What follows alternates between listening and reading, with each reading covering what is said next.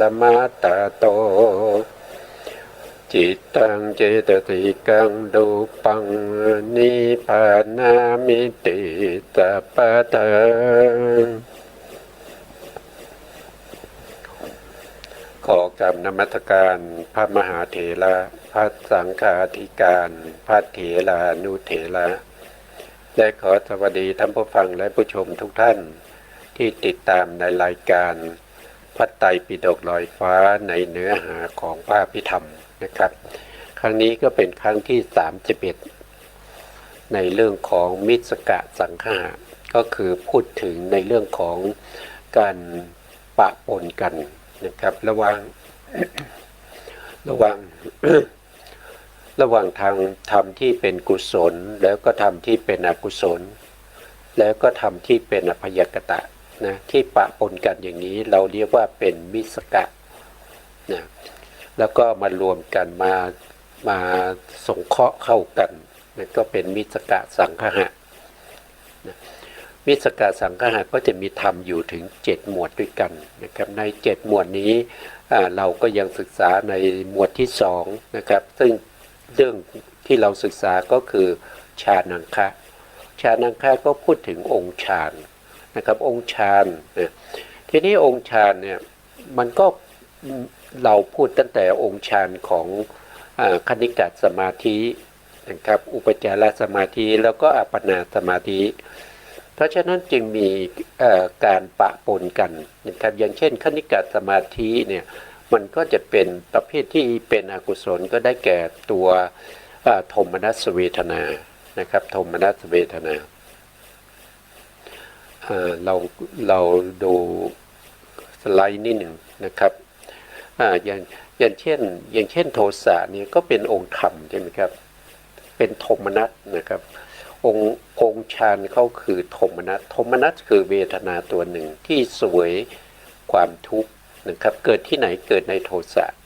เราก็จะเรียกว่าเป็นองค์ฌานนะครับเรียกว่าองค์ฌานเพราะฉะนั้นเขาอยู่ในไหนก็อยู่ในอกุศลนะครับองค์ฌานตัวนี้อยู่ในอกุศลอย่างเช่นโลภะนะโทษทีสมนัสนะสมนัสคือการเสวยความสุขทางใจก็คือเวทนาอยู่ในจิตถึง62ด้วยกันก็จะมีโลภะด้วยนะครับก็จะมีโลภะอยู่4ดวงนะครับที่เป็นสมนัสเวทนานั่นก็เป็นอกุศลนะครับบางท่านอาจจะเข้าใจว่าถ้าเป็นองค์ฌานนี้มันต้องเกิดในฌานจิตมันก็ต้องเป็นกุศลแต่นี่เราไม่ได้พูดถึงเฉพาะในส่วนที่เป็นกุศลนะครับเราพูดในเรื่องของมิสกะสังฆะมิสกะสังฆะก็คือปะปนกันระหว่างกุศลอกุศลแล้วก็อภยกตะอย่างเงี้ยนะครับเพราะฉะนั้นเราก็เอาองค์ฌานตั้งแต่ในจิตที่เป็นอกุศลจิตที่สามารถจะมีองค์ฌานเหล่านี้ได้ทั้งองค์ฌานทั้ง7นะไม่ว่าจะเป็นวิตกวิจารนะครับปิติเอกคตาแล้วก็สมนัสเวทนาโทมนัสเวทนาอุเบกขาเวทนาธรรมเหล่านี้ก็จะเกิดทั้งในอกุศลจิตกุศลจิตแล้วก็ที่เป็นอภยกตะด้วยธรรมที่เป็นอภยกตะก็คือได้แก่ธรรมที่เป็นวิปากจิตแล้วก็กิริยาจิตเราจะเรียกว่าเป็นอภยกตะนะทำไมเรียกว่าอภยกตะก็พระพุทธองค์ไม่ได้ทรงแสดงธรรมเหล่านี้โดยความเป็นกุศลและเป็นอกุศลแต่ทรงแสดงโดยความเป็นอย่างอื่นมีอยู่นะครับอย่างอื่นนั้นก็คืออภยกตะนั่นเองนะครับมีกิริยาจิตอย่างนี้นะครับมีวิปากจิตอย่างนี้ก็จัดอยู่ในอภยกตะนะตรงนี้เราพูดถึงเฉพาะองค์ฌานนะครับเพราะฉะนั้นเราจะไม่พูดถึงเรื่องของรูปเลยถ้าพูดถึงองค์ฌานก็จะเป็นนามธรรมนะครับเป็นนามธรรมนั้นก็คือได้แก่เจตสิกนะเจตสิก5ดวงด้วยกันที่เป็นองค์ธรรมของฌานังคะนะครับก็มีอยู่แค่5ดวงนะครับก็องค์ธรรมมีแค่5นะครับแต่ถ้าว่าด้วยฌานองค์ฌานนี้ก็มีอยู่7นะมีอยู่7เพราะว่าเขาแยกเวทนาออกเป็น3ส่วนด้วยกันนะครับมีทั้ง อย่างเช่นสมนัตเนี่ยมีในโลภะด้วยนะครับโลภะอยู่ตรงไหนนะครับก็ผมก็ให้ดูนิดหนึ่งนะครับเนี่ยอย่างเช่นสมนัตเวทนาเนี่ยก็คือโลภะแถวที่หนึ่งเนี่ยนะครับแถวที่หนึ่งก็คือโลภะดวงที่หนึ่งดวงที่สองดวงที่สามแล้วก็ดวงที่สี่เขามีเวทนาเป็นสมนัตนะสมนัตก็ถือว่าเป็นองค์ฌานเหมือนกันนะครับเพราะฉะนั้นก็ได้โลภะมูลจิตที่เป็นสมนัตสี่นะแต่ถ้าเราพูดถึงอุเบกขานะอุเบกขาก็คือได้แก่โลภะมูลจิตสี่ดวงนะครับที่เป็นดวงที่ห้าดวงที่หกดวงที่เจ็ดแล้วก็ดวงที่แปดนี้มีเวทนาเป็นอุเบกขาก็ยังถือว่าเป็นองค์ฌานอยู่นะครับเป็นองค์ฌานฌานในที่นี้หมายถึงคณิกะสมาธินะคณิกะสมาธิที่มีกำลังนะครับนะแล้วก็โทมนัสเวทนาก็จะอยู่ในโทสะสองอย่างเนี้ยนะครับก็เป็นอะไรเป็นอกุศลนะครับเป็นอกุศลนะอันนี้เป็นอกุศลวิตกมีไหมในโลภะมูลจิตในอาเหตุในอกุศลจิต12นะครับมีนะครับวิตกมีเพราะวิตกเนี่ยไม่เกิดกับจิตที่เป็นทวิปัญจวิญญาณจิต10นะครับไม่เกิดกับทวิปัญจวิญญาณจิต10นะครับเกิดกับจิตที่เป็นกามจิตนี้44ดวงนะ44ดวงเพราะฉะนั้นเว้นทวิ10ออกไปนะครับก็จะเป็นกามจิต44นะอย่างเช่นวิจารณ์ก็เช่นเดียวกันนะครับวิจารณ์ก็เกิดกับกามจิตตรงนี้นะเห็นไหมครับตรงนี้นะที่เขาสรุปเป็นตารางไว้ตรงนี้นะครับนะก็จะเป็นกามจิต44จริงๆแล้วมีอยู่54แต่เว้นทวิ10ออกไปนะเว้นทวิ10ออกไปก็เหลือ44ทำไมต้องเว้นทวิ10เพราะว่าทวิ10เนี่ยถึงแม้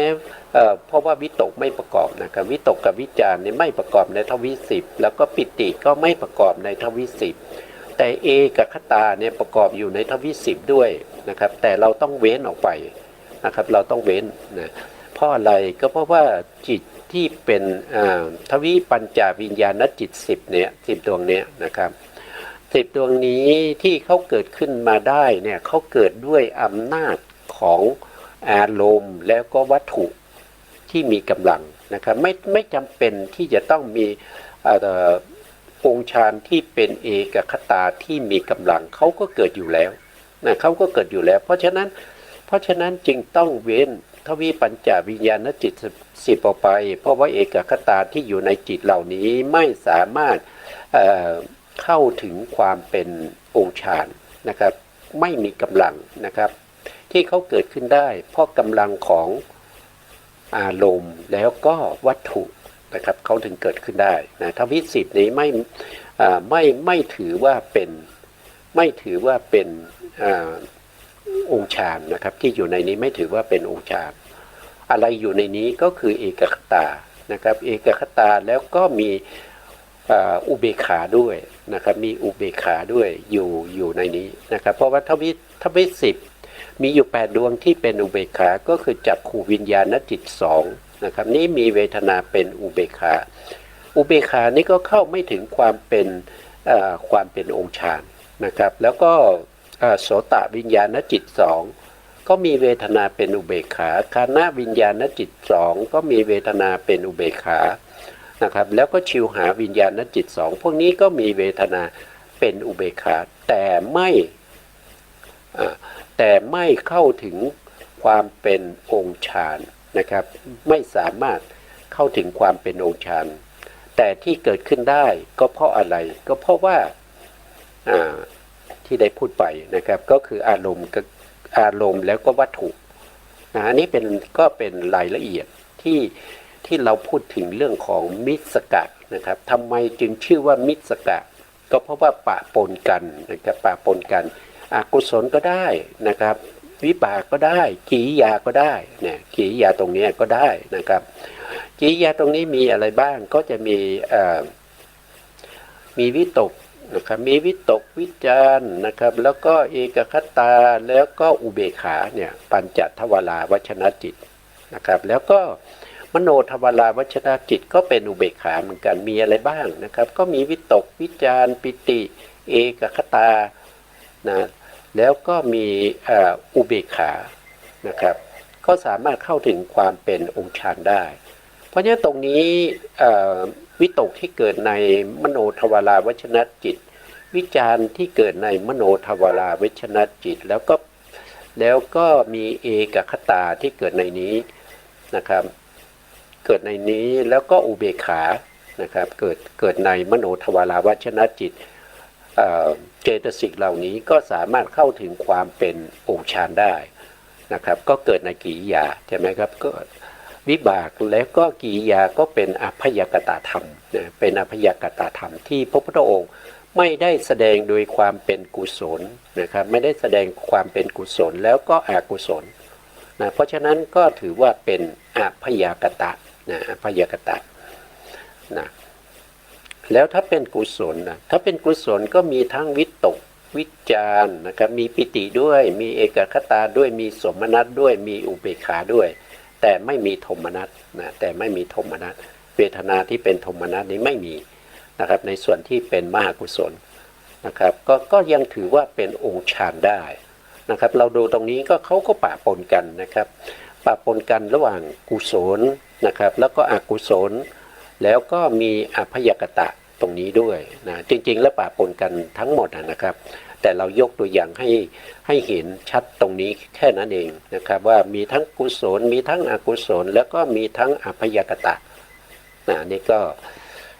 เพิ่มเติมนะครับต่อไปเราก็ไปสู่เนื้อหาที่เราพูดคุยกันครั้งที่แล้วนะครับครั้งที่แล้วเราพูดกันจนถึงตรงไหนนะครับตรงนี้นะตรงที่เราพูดกันอยู่ตรงนี้เนี่ยก็คือเราพูดถึงอารมณ์ที่จะทำให้ได้อะไรได้องค์ฌานนะอารมณ์ที่จะทำให้ได้องค์ฌานอารมณ์ที่จะทำให้ได้องค์ฌานเนี่ยพระพุทธองค์ได้แสดงไว้ทั้งหมดเนี่ยมีอยู่40อารมณ์นะมีอยู่40อารมณ์ใน40อารมณ์เนี่ยก็จะได้ฌานไม่เหมือนกันนะครับไม่เหมือนกันบางอารมณ์ก็ได้ถึงปัญจมฌานได้อรูปฌานด้วยนะครับบางอารมณ์ก็ได้เฉพาะปฐมฌานเนี่ยได้เฉพาะปฐมฌานบางอารมณ์ก็ได้แค่คณิกะสมาธินะบางอารมณ์ก็ไม่สามารถถึงคณิกะสมาธินะครับอย่างเช่นจิตที่เป็นอกุศลทั้งหลายเนี่ยนะครับเป็นอกุศลนี่ก็ไม่สามารถจะได้ถึงอุปจารสมาธิได้แค่คณิกะสมาธิเท่านั้นเองนะครับแล้วก็อย่างเช่นเราเจริญในเรื่องของวิปัสสนาโดยตรงเนี่ยเราไม่ได้ทำสมาธิมาก่อนใช่ไหมครับเราเจริญเฉพาะวิปัสสนาโดยตรงโดยเฉพาะสายที่เราเรียกว่าพองหนอยุบหนอนะครับพองยุบเนี่ยนะครับพองยุบเนี่ยเขาใช้คณิกะสมาธินะครับเพราะว่าการพิจารณาอารมณ์ที่เปลี่ยนไปเรื่อยๆนะครับอย่างเช่นเห็นความพองขึ้นของท้องนะครับแล้วก็ยุบไปนะครับแล้วเห็นอะไรเห็นนิวรณ์นะครับเห็นนิวรณ์เข้ามามีกัมมฉันทานิวรณ์เข้ามามีปฏิฆะนะมีปฏิฆะนิวรณ์นะครับหรือว่าจะมีทิฏฐิวิจิกิจฉาหรือว่าจะเป็นมานะอะไรพวกนี้เขาก็ตามดูสภาวะของอารมณ์เหล่านั้นเพราะฉะนั้นจิตก็จะไม่ตั้งมั่นนะครับเพราะว่าอะไรเพราะว่าอารมณ์มันเปลี่ยนแปลงอารมณ์มันเปลี่ยนไปขยับไปเรื่อยๆนะครับขยับไปเรื่อยๆเพราะฉะนั้นจึงไม่สามารถที่จะเป็นคณิกะสมาธิหรือว่าเป็นอัปปนาฌานนะครับก็คือปฐมฌานขึ้นไปเนี่ยไม่สามารถที่จะได้กำลังสมาธิอย่างนั้นนะครับแต่การที่เราปฏิบัติวิปัสสนาเนี่ยจะให้เห็นรูปนามได้เนี่ยสมาธิต้องมีกำลังนะครับสมาธิต้องมีกำลังถึงอุปจารสมาธินะอุปจารสมาธิเป็นสมาธิที่อำนวยให้เกิดปัญญาเข้าไปรู้เห็นนามรูปที่เกิดขึ้น ตามความเป็นจริงนะเพราะฉะนั้นเนี่ย การปฏิบัติในเรื่องของสายพองหนอยุบหนอที่มีที่ตามรู้ในเรื่องของนามธรรมทั้งหลายในรูปธรรมทั้งหลายเนี่ยมันเปลี่ยนแปลงไปเรื่อยๆอารมณ์ก็จะเปลี่ยนไปการกำหนดรู้ก็เปลี่ยนไปเรื่อยๆตามอารมณ์ที่มีกำลังนะครับเพราะฉะนั้นถ้าเราปฏิบัติพองหนอยุบหนอโดยเป็นวิปัสสนาเนี่ยมันจะต้องติดตามอารมณ์นั้นนะครับให้ต่อเนื่องกันนะให้ต่อเนื่องกันขาดไม่ได้นะครับให้ต่อเนื่องกันเหมือนกับเส้นได้นะครับเส้นได้ที่ตามแล้วรู้ตามแล้วลึกถึงรูปนามที่เกิดขึ้นโดยสภาวะโดยลักษณะที่จตุกะวิเศษลักษณะของรูปนามนั้นไปเรื่อยๆอย่างนี้มันเปลี่ยนไปอยู่เรื่อยๆมันไม่อยู่กับที่นะครับเพราะฉะนั้นเราต้องมีความพยายามมีวิริยะมีขันตินะครับมีปัญญานะครับแล้วก็มีใจที่จดจ่ออยู่ในอารมณ์แต่ละอารมณ์ที่เกิดขึ้นนะให้ต่อเนื่องกันไปเรื่อยๆติดต่อกันเหมือนกับเส้นได้อย่าให้ขาดนะครับถ้าเส้นได้ขาดกำลังของสมาธิที่เป็นคณิกะสมาธิไม่มีกำลังเมื่อคณิกะสมาธิไม่มีกำลังก็จะทำให้เราเนี่ยไม่สามารถเห็นรูปนามที่เขาปรากฏอยู่ตลอดเวลาแต่เรามองไม่เห็นปัญญาเราเข้าไม่ถึงใช่ไหมเพราะอะไรก็เพราะว่าสมาธิไม่มีกำลังนะสมาธิไม่มีกำลังเพราะฉะนั้นเราต้องทำให้ต่อเนื่องกันไปกำหนดไปเรื่อยๆนะครับอย่าให้ขาดนะครับให้ติดต่อกันเหมือนกับเส้นได้เมื่อติดต่อกันเป็นระยะเวลาช่วงหนึ่งตามแต่ละบุคคลนะครับบุญบารมีของแต่ละบุคคลที่สะสมมาในอดีตนะครับบางคนก็จะกำหนดติดต่อกันประมาณสักชั่วโมง2 ชั่วโมงเขาก็เห็นรูปนามแล้วบางคนปฏิบัติอยู่ตั้งเป็นเดือนนะครับบางคน2 เดือน3 เดือนเป็นปีก็ยังไม่สามารถที่จะเห็นได้นะครับคณิกะสมาธิที่ต่อเนื่องกันไปเนี่ยมันจะมีกำลังมากขึ้นนะมันมีกำลังมากจนเทียบเท่ากับกำลังของอุปจารสมาธิได้นะครับเมื่อได้อย่างนี้นะครับปัญญาก็จะพิจารณารูปนามก็สามารถที่จะเห็นรูปนามปรากฏชัดเจนนะครับรูปนามที่ปรากฏเนี่ยเขาปรากฏอยู่ตลอดเวลานะครับไม่ใช่ว่าเราไม่กำหนดแล้วเขาไม่ปรากฏไม่ใช่นะครับเราจะกำหนดไม่กำหนดก็ตามเขาก็ปรากฏเขาก็ทำหน้าที่ของเขาก็เป็นของเขาอย่างนั้นมันเป็นอย่างนั้นของมันโดยธรรมชาตินะครับโดยธรรมชาติมันเป็นอย่างนั้นอยู่แล้วนะครับมันสภาวะเหล่านี้เนี่ยมันเป็นสภาวะที่เป็นสัจธรรมมันเป็นของมันอย่างนั้นนะครับไม่มีใครที่มาบังคับให้มันเป็นไปตามที่เราต้องการได้นะไม่มีใครมาทำการกำหนดกฎเกณฑ์นามต้องเป็นอย่างนี้รูปต้องเป็นอย่างนี้ไม่ใช่นะมันเป็นของมันอยู่แล้วมันเป็นธรรมชาติอยู่แล้วเพียงแต่เรามีปัญญาก็ตามเข้าไปดูให้เห็นวิเศษลักษณะของสภาวธรรมของรูปนามนั้นให้ชัดเจนตามที่เขาเป็นแค่นั้นเองนะอันนี้ก็คือต้องใช้กำลังสมาธิที่เป็นอุปจารสมาธินะครับอุปจารสมาธิอุปจารสมาธินี้มันก็จะต้องเป็นฝ่ายที่เป็นกุศลนะครับต้องเป็นฝ่ายที่เป็นกุศลคือตัวที่มากำหนดรู้รูปนามนั้นจะต้องเป็นมหากุศลประเภทที่เป็นญาณสัมปยุตด้วยนะครับที่มีกำลังสมาธิเป็นกำลังเทียบเท่ากับอุปจารสมาธิก็จะสามารถเห็นรูปนามได้นะอันนี้ก็เป็นนี่เป็นวิธีการที่เขาปฏิบัติกันนะครับในสายของพองหนอยุบหนอนะครับส่วนถ้าเป็นประเภทที่ทำสมาธิมาก่อนนั้นก็ไม่มีปัญหานะครับเพราะว่าใช้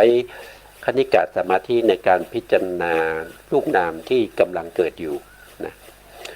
เราต่อจากครั้งที่แล้วนะครับ ครั้งที่แล้วก็คือเราพูดมาถึงตรงที่เรายังไม่ได้นะครับคือ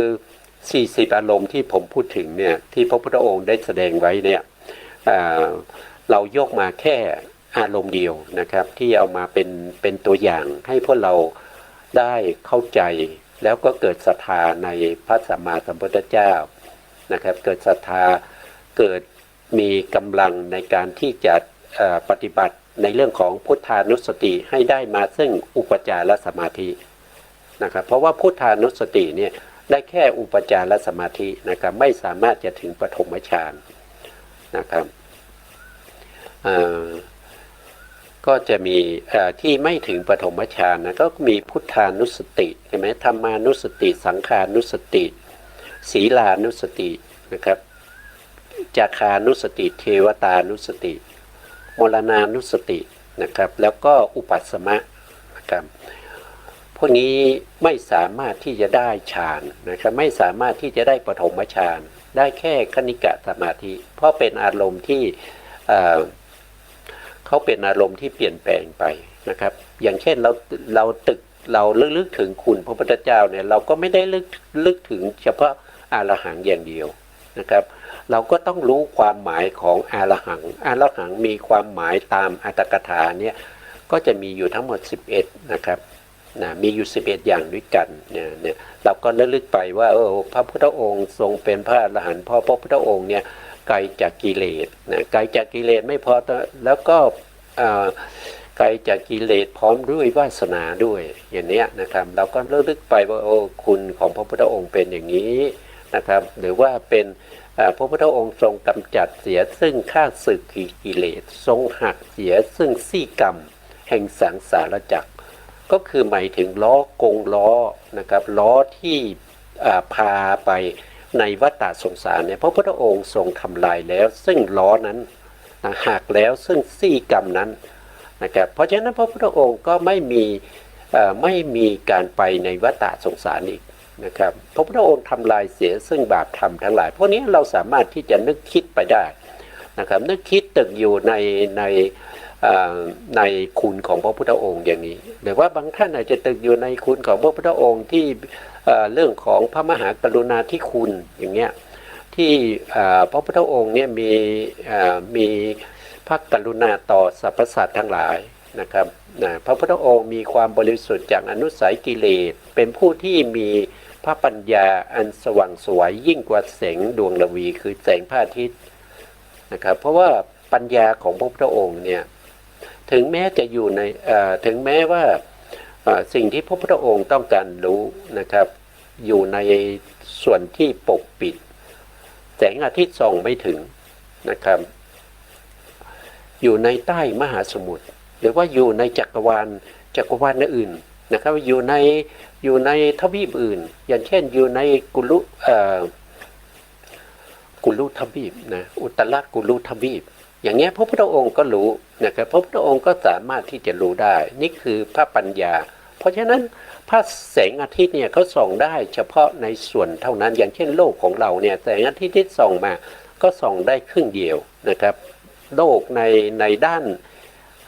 านหลังเนี่ยก็จะส่องไม่ถึงแต่ปัญญาของพระพุทธองค์เนี่ยสามารถที่จะรู้ได้ทั้งด้านหน้าด้านหลังแล้วก็สามารถที่จะรู้สิ่งต่างๆที่ถูกซ่อนเร้นอยู่นะเราก็ตึกไปอย่างนี้มันก็จะทำให้เราเนี่ยเกิดศรัทธาเมื่อเราตึกไปมากเข้าเนี่ยก็กำลังของการที่เราตึกเนี่ยไม่ขาดเนื่องมีอยู่ในคุณของพระพุทธเจ้าเป็นระยะเวลาที่ยาวนานนะครับสมาธิของเราก็จะมากขึ้นจนได้เป็นอุปจารสมาธินะครับเมื่อมีอุปจารสมาธิก็ใช้อุปจารสมาธิในการเจริญวิปัสสนาได้นะก็จะเป็นลักษณะอย่างนี้นะครับนะบางท่านก็สามารถที่จะตึกในเรื่องของพุทธคุณเหล่านี้จนเข้าสู่วิปัสสนาได้โดยไม่ยากนะครับโดยไม่ยากนะเรามาดูตรงว่านะครับมาดูเรื่องของพุทธคุณต่อนะครับในข้อที่8เนี่ยก็คือพุทโธนะครับพุทโธ พุทโธก็เพราะว่าทรงตรัสรู้อริยสัจจะด้วยพระองค์เองนะครับด้วยพระองค์เองนะครับอริยสัจก็จะมีอยู่ทั้งหมด4อย่างใช่ไหมครับมีทุกขสัจอย่างเงี้ยมีทุกขสัจเมื่อวันก่อนก็ได้พูดถึงสัจจะเนี่ยมีอยู่2อย่างนะครับสัจจะที่เป็นของพาริยะกับสัจจะที่เป็นของผู้ที่กำลังประพฤติปฏิบัติให้เข้าสู่ความเป็นพาริยะนะครับก็จะเป็นสัจจะประเภทสามัญนะครับมีทั้งทุกขสัจมีทั้งสมุทัยสัจอย่างเงี้ยนะครับส่วนนิโรธสัจนี่ก็คือความดับนั่นคือพระนิพพานนี่จะมีเฉพาะในส่วนที่เป็นอริยสัจนะเป็นของพระอริยเจ้าเพราะว่าบุคคลทั่วไปที่ไม่ได้มรรคจิตนะครับเขาจะไม่ได้เห็นนิพพานเพราะฉะนั้นเขาจะไม่มีนิพพานแต่การดับก็เป็นการดับที่เป็นเขาเรียกว่าตถางคปหารตถางคปหารก็คือดับเป็นครั้งคราวนะครับ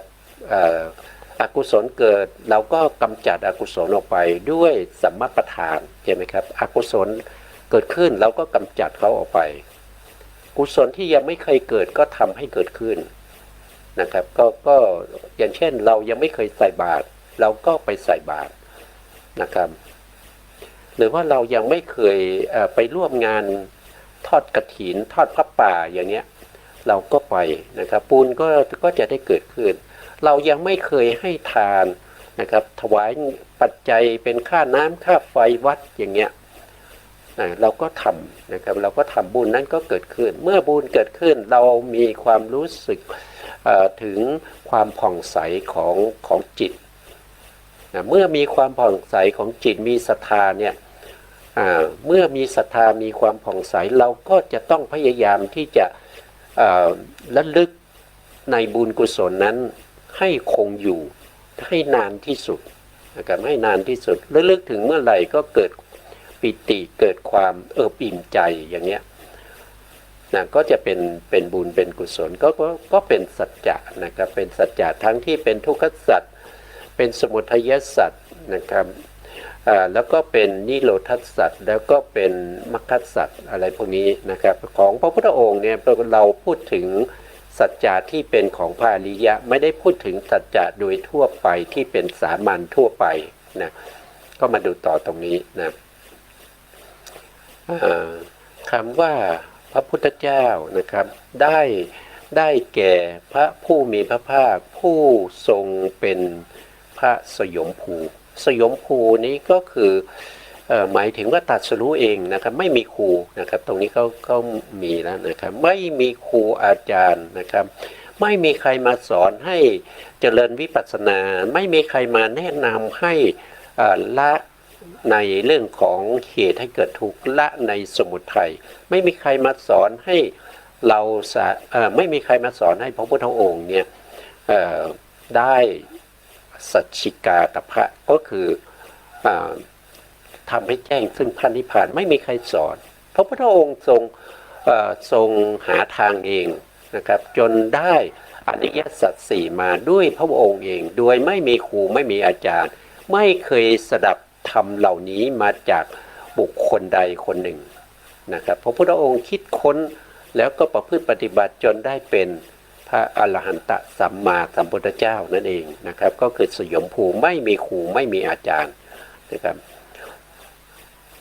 ในธรรมที่ไม่เคยสดับมาก่อนด้วยพระองค์เองนะครับทรงบรรลุความเป็นสัพพัญยุตสัพพัญญูนะสัพพัญญูนะครับในสัจจะนั้นนะครับและความเป็นผู้ชำนาญในทศพลและทศพลนี้ก็อันนี้พระญาณนะครับอันนี้พระญาณไม่ใช่ทศพลพระญาณทั้งหลายนะครับก็พระญาณก็คือได้แก่พวกที่เป็นผลนั่นเองนะครับมีตั้งแต่โสดาปัตติผลอนาคามีผลสกทาคามีผลอรหันตผลนะครับก็เป็นปัญญากำลังของปัญญานะครับที่สามารถจะ ทะลุทะลวงทำลายเสียซึ่งอนุสัยที่นอนอยู่ในขันธสันดานทั้งหลายนะต่อไปข้อที่9นะครับข้อที่9ก็คือภักควานะครับภักควาพระผู้มีพระภาคเจ้านะครับก็มีอยู่3นะครับดูไปก่อนนะครับข้อที่1นะครับที่ได้คำว่าภักควาก็เพราะว่าทรงมีโชคนะครับคือทรงถึงฝั่งแห่งบารมีมีทานศีลเป็นต้นนะครับอันทำความสุขที่เป็นโลกิยะและที่เป็นโลกุตตระให้บังเกิดขึ้นแก่พระองค์นะครับโลกิยะอันนี้พระพุทธองค์ก็ได้ความสุขที่ไม่มีใครจะเสมอได้นะครับตอนที่เป็นเจ้าชายสิทธัตถะเนี่ยก็พระราชบิดานะครับพระสุโธทนะก็สร้างปราสาทนะครับสร้างปราสาท3 ฤดูนะครับให้นะครับแล้วก็มี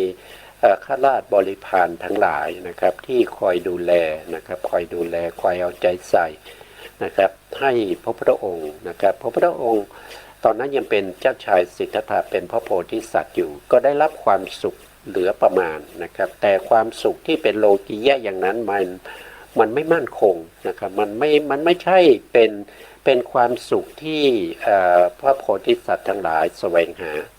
นะครับเพราะฉะนั้นพระพุทธองค์จึงแสวงหาโลกุตตระนะครับโลกุตตระสุขจนในที่สุดก็ได้ตรัสรู้เป็นพระพุทธเจ้านะครับ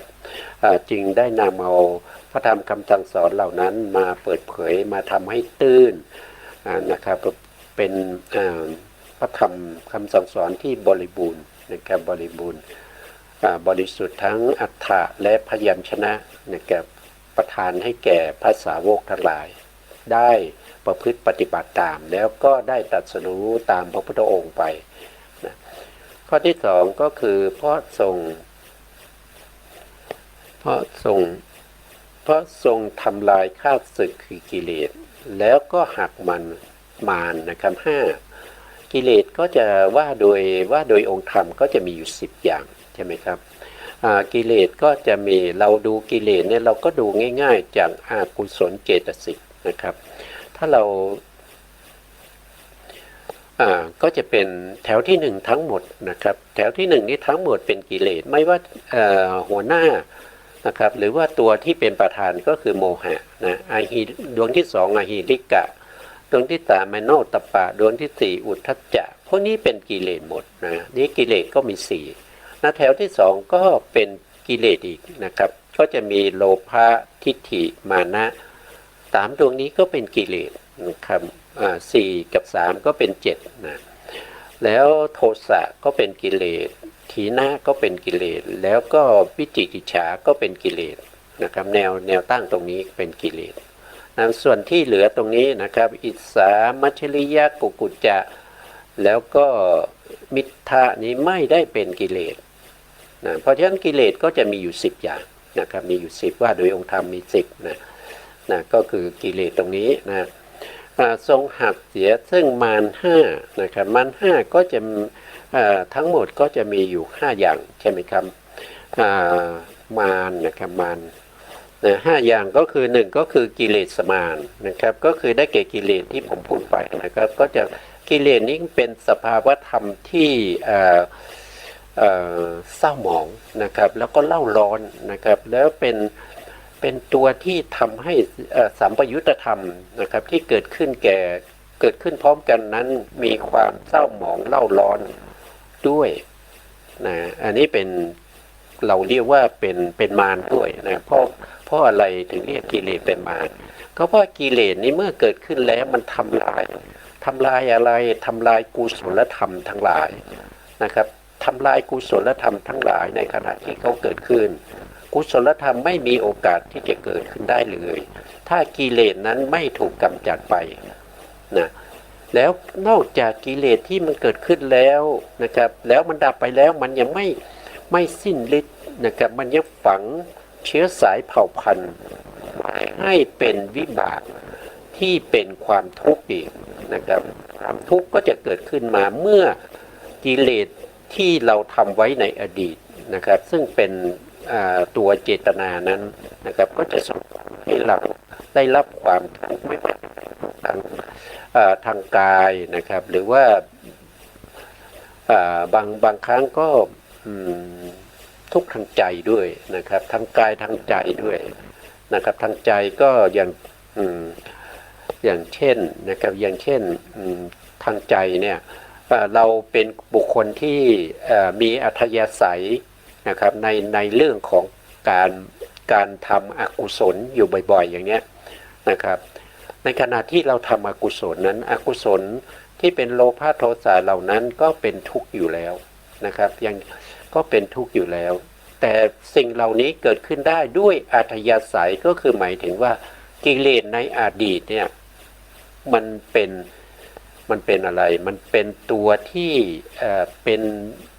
พูดง่ายๆเป็นต้นตระกูลน่ะเป็นต้นตระกูลของกิเลสที่เกิดขึ้นในภพนี้เพราะในอดีตเรามีอัธยาศัยในการทำอกุศลเนี่ยพอเกิดมาชาตินี้เราก็ไม่มีอัธยาศัยในการที่จะทำกุศลเราก็ไปทำอกุศลอย่างเงี้ยมันก็ทำให้ในขณะที่อกุศลเกิดขึ้นมันก็ทำให้จิตเราเนี่ยเศร้าหมองแล้วก็เล่าร้อนมีความทุกข์ด้วยนะมันก็จะเป็นลักษณะแบบนี้นะอันนี้ถึงจะเรียกว่าเป็นกิเลสมารนะข้อที่สองนะครับที่พูดถึงมารห้านะข้อที่สองก็คือขันธมารนะครับขันธมารก็คือได้แก่ขันธ์ห้าของเรานะครับอุปทานขันธ์นะครับที่เรามีอยู่เนี่ยนะครับเป็นที่รองรับแห่งอกุศลผลของอกุศลและก็ผลของกุศลนะเป็นที่รองรับนะมีทุกข์มากกว่าสุขพูดง่ายๆโดยปุถุชนทั่วไปนะครับความสุขทั้งหลายก็เป็นความทุกข์เหมือนกันนะครับเพราะว่าสุขนั้นก็ต้องทนอยู่นะครับมันก็ทนง่ายแค่นั้นเองนะครับมันไม่ใช่สุขจริงๆนะครับถ้าสุขจริงๆจะต้องเป็นสันติลักขณังนะครับคือมันเป็นสภาวธรรมที่พ้นไปจากขันธ์ห้ามันไม่ต้องทนนะมันไม่ต้องทนเหมือนกับปัจจุบันนี้ที่เรายังต้องทนอยู่ถึงสุขเราก็ต้องทนมันก็เป็นสุขก็ถือว่าเป็นทุกข์ด้วยการเปลี่ยนแปลงเรียกว่าวิปริณามะนะครับขันธ์พวกนี้นะครับขันธ์ธรรมะเหล่านี้ไม่ว่าจะเป็นรูปขันธ์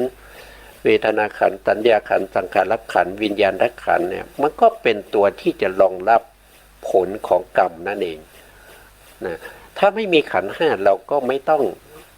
ทุกข์อีกแล้วนะครับเราก็พ้นจากขันธ์ห้าไปนะครับเพราะฉะนั้นขันธ์ทั้งหลายเนี่ยก็ยังถือว่าเป็นมารอยู่นะครับเป็นขันธมารนะเพราะว่ามันเป็นที่รองรับแห่งความทุกข์นะไม่นะต่อไปข้อที่สามนะครับก็คืออภิสังขารมารนะครับอภิสังขารนะครับอภิสังขารนะครับก็เป็นมารนะครับก็คือตัวที่มันปรุงแต่งว่าโดยองค์ธรรมเนี่ยมันคือตัวเจตนาเนี่ยมันจะเกิดกับเขาเรียกว่าเกิดกับจิตทุกดวงเกิดกับจิตทุกดวงแต่เจตนาที่มันจะส่งผลเจตนาที่จะส่งผลเนี่ยก็จะเกิดในอกุศลจิต12นะครับแล้วก็จะเกิดในกุศลจิตกุศลจิตเนี่ยมีทั้งที่เป็นโลกิยะนะครับโลกิยะก็มีทั้งที่เป็นมหากุศลจิต8นะครับแล้วก็รูปกุศล5รูปกุศล4นะรวมแล้วก็จะมีอยู่17ใช่ไหมมีอยู่17ที่เป็นกุศลนะเป็นกุศลก็มีตัวเจตนาอยู่ข้างในนู้นนะอยู่ข้างในเป็นตัวที่คอยปรุงแต่งนะครับตัวเจตนาก็จะเป็นตัวที่คอยปรุงแต่งให้เราเวียนว่ายตายเกิดอยู่ในสุคติภูมินะกุศลกุศล17เหล่านั้นนะครับก็ทำให้เราเนี่ยเวียนว่ายตายเกิดในสุคติภูมิยังไม่สามารถหลุดพ้นไปจากการเวียนว่ายตายเกิดได้นะครับแล้วก็มีกุศลอีกแบบหนึ่งก็คือมรรคกุศลนะครับมรรคกุศลก็มีตัวเจตนาด้วยตัวเจตนาในมรรคกุศลนี้เป็นตัวที่ทำลายซึ่งภพชาตินะครับทำลายซึ่งภพชาติ ตัวเจตนาคือตัวที่ปรุงแต่งนะครับเป็นตัวปรุงแต่งว่าโดยองค์ธรรมได้แก่ตัวเจตนานะครับทำให้เราต้องเวียนว่ายตายเกิดทั้งที่เป็นทุกขติภูมิสุขติภูมิแต่ไม่สามารถจะหลุดพ้นไปได้ถ้าเราไม่ตั้งความปรารถนาที่จะตั้งความปรารถนาให้ได้มาซึ่งมรรคผลนิพพานนะครับให้หลุดพ้นไปจากการเวียนว่ายตายเกิดนะอันนี้ก็เป็นขันธมาร ขันธมารแล้วก็อภิสังขารมารคือตัวเจตนานะครับต่อไปข้อที่สี่ก็คือเทวปุตตมารเทวปุตตมารก็คือเทพบุตรนะครับที่เป็นเขาเป็นเทวดานะครับเขาเป็นเทวดาอยู่ชั้นสูง เทวดาในชั้นที่6นะครับเขาชื่อว่าปาลมินมิตตวัสวัตติมารนะครับมิตตวัสวัตติมารเป็นมารที่คอยขัดขวางการสร้างบารมีของพระโพธิสัตว์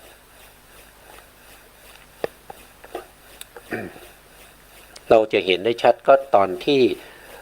พระโพธิสัตว์กำลังจะเจริญวิปัสสนาเพื่อให้ได้มาซึ่งอรหันต์อรหันตสัมมาสัมพุทธเจ้าที่โคนต้นโพนะครับมารองค์นั้นนะครับมารตนนั้นแหละเราเรียกว่าเป็นเทวปุตตมารนะครับที่ทูลให้พระพุทธเจ้าอาราธนาให้พระพุทธเจ้าเนี่ยปรินิพพานบ่อยครั้งเหลือเกินนะครับอันนี้คือมารที่เราเรียกว่าเป็นเทวปุตตมารนะแล้วก็ข้อที่5ก็คือมัจจุมารก็คือความตายนะครับก็คือความตายนั่นเองนะครับ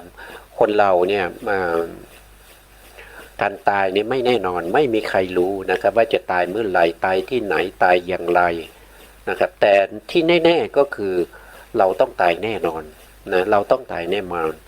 นอนก็เพราะว่ามัจจุมารนี่แหละนะครับมัจจุมารก็คือความตายนี้แหละนะครับเป็นตัวที่ติดตามเราอยู่เรื่อยๆนะครับถ้าเราประมาทเมื่อไหร่นะครับเราก็จะถูกมัจจุมารเนี่ยฆ่าชีวิตไปนะครับไปตามยถากรรมนั่นเองนะอันนี้ก็คือมาร5นะครับ1ก็คือกิเลสมารนะ2ก็คือขันธมารนะครับ3ก็คืออภิสังขารมาร4ก็คือเทวปุตตมาร5ก็คือมัจจุมารนะครับอันนี้ก็คือมาร5นะครับทำลายพระพุทธองค์ทำลายมันเหล่านี้นะแล้วก็ที่3นะครับเพราะทรงประกอบด้วยภัคธรรม6ประการด้วยกันนะภัคธรรมเนี่ยคืออะไรนะครับเราก็มาดูในความหมายทั้ง6ประการนะครับ1ก็คือความเป็นใหญ่นะครับเหนือจิตใจของพระองค์คือทรงความสามารถแสดงฤทธิ์นะครับทรงแสดงฤทธิ์ตรงนี้อันนี้คือก็คือพระพุทธองค์เนี่ย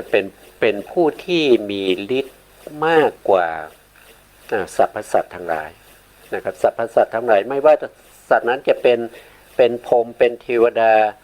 หรือว่าเป็นมนุษย์หรือว่าเป็นเดรัจฉานเป็นอสุรกายก็ตามนะครับพระพุทธองค์มีฤทธิ์นะครับมีฤทธิ์แต่พระพุทธองค์ไม่ค่อยจะใช้นะครับที่เห็นพระพุทธองค์แสดงฤทธิ์ที่เป็นยมกะปาฏิหาริย์ญาณเนี่ยก็เหมือนจะมีอยู่ครั้งที่1เนี่ยพระพุทธองค์ทรงแสดงหลังจากที่พระพุทธองค์ได้ตรัสรู้เป็นพระพุทธเจ้าใหม่ๆนะครับทรงแสดงฤทธิ์ที่เป็นยมกะปาฏิหาริย์ญาณให้แก่เทวดาที่มาเฝ้าดูพระพุทธองค์แล้วก็มีความสงสัยว่าพระพุทธองค์ตรัสรู้เป็นพระพุทธเจ้าหรือยังนะครับก็มาเฝ้าดูพระพุทธองค์ก็แสดงยมกะปาฏิหาริย์ญาณเพื่อจะตัดความสงสัยของเทวดาเหล่านั้นนะครับแล้วก็ครั้งที่2เนี่ยพระพุทธองค์แสดงฤทธิ์นะครับยมกะปาฏิหาริย์ญาณเนี่ยตรงที่ รู้สึกว่าหลังจากออกพรรษามาหลังจากออกพรรษาที่เท่าไหร่พรรษาที่หนึ่งหรือนะครับน่าจะเป็นที่หนึ่งนะครับที่พระพุทธองค์เสด็จกับกรุงกบิลพัสนะครับไปโปรดพระญาตินะครับพระญาติทั้งหลายเนี่ยผู้ที่มีอายุมากกว่าพระพุทธองค์เนี่ยก็ไม่มีใครที่จะพนมมือนะครับแล้วก็ไหว้หรือว่ากราบพระพุทธองค์นะครับมีแต่คนที่มีอายุที่ต่ำกว่านะครับถึงจะพนมมือกราบไหว้พระพุทธองค์นะเพราะฉะนั้นพระพุทธองค์ก็จะแสดงฤทธิ์เพื่อจะกำจัดมานะของพวกสักยะนะพวกสักยะเมื่อพระพุทธองค์แสดงฤทธิ์เนี่ยนะพวกที่เป็นเจ้าชายเป็นอะไรทั้งหลายที่มีอายุมากกว่าพระพุทธองค์เนี่ยนะครับแม้กระทั่งพระเจ้าสุโธทนะนะครับก็ถึงกับต้องพนมมือกราบไหว้พระพุทธองค์นะครับในการที่พระพุทธองค์แสดงยมกะปาฏิหาริยานในครั้งที่สองนะครับแล้วก็มีการแสดง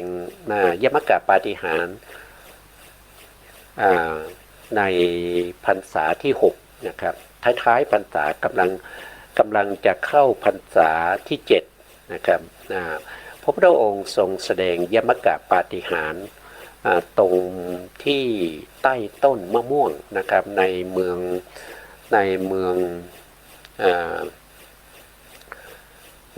งสาวัตถีนะครับใต้ต้นมะม่วงในบริเวณเมืองสาวัตถีนะครับการแสดงฤทธิ์ครั้งนั้นเพื่อจะกำจัดพวกที่เป็นเดรัจฉีทั้งหลายนะครับที่มากล่าวตู่พระพุทธองค์นะครับพระพุทธองค์ก็แสดงยมกะปาฏิหาริย์นะหลังจากแสดงยมกะปาฏิหาริย์แล้วพรรษาที่7เนี่ยพระพุทธองค์ก็เสด็จหลังจากที่แสดงฤทธิ์แล้วนะครับ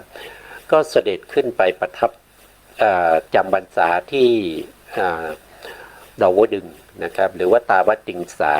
นะครับเพื่อจะแสดงพระอภิธรรมนะครับในพรรษาที่7พระพุทธองค์ก็แสดงพระอภิธรรมที่ดาวดึงส์นะครับให้แก่เทวดาและพรหมทั้งหลายนะครับที่มาเฝ้านะครับโดยให้พุทธมันดานะครับพุทธมันดาที่ท่านได้เสียชีวิตตอนที่พระพุทธองค์มี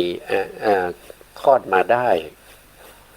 5 วันหรือ7 วันนะครับจำไม่ได้นะครับก็จะไม่5ก็7นี่แหละนะครับน่าจะ7 วันหรือเปล่านะครับเพราะว่า5 วันนี้มีพอประสูติมาได้พระโพธิสัตว์ประสูติมาได้5 วันก็มีการทรงเขาเรียกว่าอะไรตั้งชื่อนะครับตั้งชื่อให้เป็นสิทธัตถะนะครับเจ้าชายสิทธัตถะนะครับแล้วหลังจากนั้นพระมารดาก็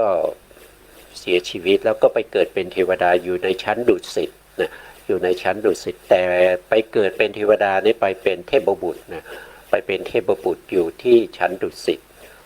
นะพระพุทธองค์ขึ้นไปแสดงพระอภิธรรมเพื่อโปรดพระมารดาและก็เทวดาทั้งหลายนะพระมารดานะครับก็เสด็จนะครับลงมาจากเทวดาชั้นดุสิตนะครับมาฟังธรรมนะครับในชั้นดาวดึงส์นะในชั้นเขาเรียกว่าตาวติงสานะครับก็มาฟังธรรมอยู่ตรงนั้นนะครับพระพุทธองค์แสดงพระอภิธรรมเนี่ยไม่ได้แสดงโดยมีการพักนะครับอย่างเช่นปกติเนี่ยการแสดงธรรมเนี่ยก็จะแสดงเฉพาะตอนกลางวันกลางคืนก็จะพักใช่ไหมครับแต่พระพุทธองค์ไปแสดงธรรมที่ดาวดึงส์เนี่ยแสดงพระอภิธรรมเนี่ยไม่มีการพักนะครับติดต่อกันไม่ว่าจะเป็นกลางคืนกลางวันก็ตามติดต่อกันตลอดพรรษาการนั่นก็คือทรงแสดงพระอภิธรรมตลอดระยะเวลา3 เดือนนะครับติดต่อกันเลยไม่หยุดนะติดต่อกันเลยไม่หยุดแล้วก็พระพุทธองค์ก็แสดงพระอภิธรรมโดยย่อให้แก่พระสารีบุตร ให้แก่พระสารีบุตรซึ่งมาอุปถัมภ์พระพุทธองค์ที่ป่าไม้จันทร์นะครับคือพระพุทธองค์นะครับเวลาแสดงพระอภิธรรมในชั้นดาวดึงส์เนี่ยเมื่อถึงเวลาที่พระพุทธองค์จะต้องบิณฑบาตนะครับฉันจะต้องฉันเช้านะพระพุทธองค์ก็เนรมิตนะครับพระพุทธเจ้าที่เป็นพุทธเนรมิตให้แสดงพระอภิธรรมแทนนะแล้วตัวจริงๆของพระพุทธเจ้าก็เสด็จไปบิณฑบาตที่อุตรกุลุทวีปนะครับแล้วก็เอาอาหารบิณฑบาตมาฉันที่ใต้ต้นไม้นะครับที่ป่าไม้จันทร์พระสารีบุตรก็ขึ้นไปนะครับขึ้นไปอุปถากนะครับไปอุปถากพระพุทธองค์นะแล้วพระพุทธองค์ก็แสดงพระอภิธรรมโดยย่อให้พระสารีบุตรฟังณตรงนั้นนะพระสารีบุตรก็นำเอาพระอภิธรรมมาแสดงให้แก่ลูกศิษย์ของพระสารีบุตรนะครับซึ่งอดีตเคยเป็นครั้งคราวมาก่อนนะครับแสดงพระอภิธรรมให้ลูกศิษย์ฟังโดยกลางๆนะครับไม่ย่อมากแล้วก็ไม่พิสดารเป็นอภิธรรมที่เราศึกษาอยู่ทุกวันนี้นะครับก็เป็นอภิธรรมที่พระสารีบุตรนำมาแสดงให้แก่ลูกศิษย์ลูกหานะครับแล้วก็มาแสดงให้แก่พระอานนท์อีกทีหนึ่งนะครับก็อยู่ในลักษณะนี้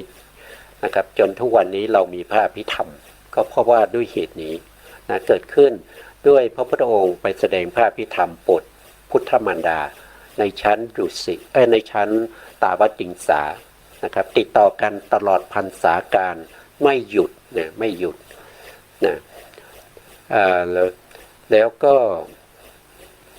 พุทธมารดานะครับก็ได้ดวงตาเห็นธรรมนะครับได้เป็นโสดาบันนะครับได้เป็นโสดาบันนะครับอันนี้พระพุทธองค์ก็แสดงธรรมให้แก่พุทธมารดาจนได้เป็นโสดาบันนี้ก็หมายถึงก็ชี้ให้เห็นว่าพระพุทธองค์ก็ตอบแทนคุณของพระมารดา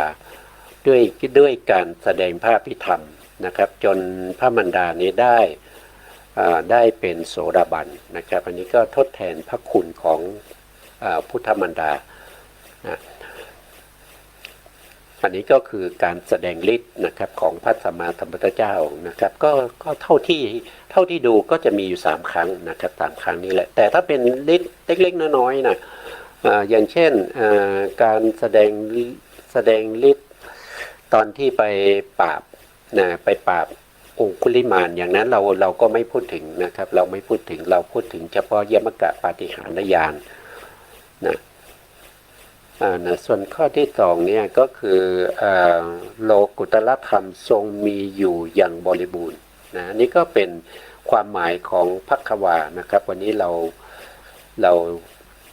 เวลาหมดนะเวลาหมดนะครับเราก็จะพบกันใหม่ในโอกาสต่อไปนะครับวันนี้เวลาเราหมดนะ